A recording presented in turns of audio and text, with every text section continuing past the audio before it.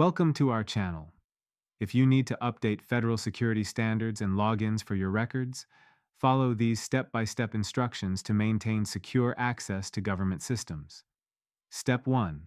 Identify which federal systems you have access to, such as sam.gov, grants.gov, ssa.gov, irs.gov, or agency-specific portals.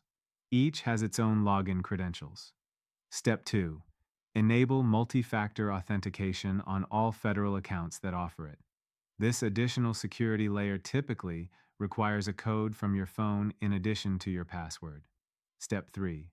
Update your passwords to meet current federal security standards. Use unique, complex passwords of at least 12 characters combining uppercase, lowercase, numbers, and special characters. Step 4. Review your security questions and answers. Ensure they're current and that you remember the answers. Don't use easily guessable information from social media. Step 5. Update your contact information, including email addresses and phone numbers in each federal system.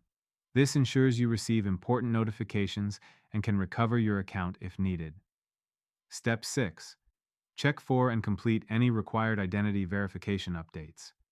Some systems like IRS and SSA require periodic re-verification through services like id.me or login.gov. Step 7. Review your account recovery options.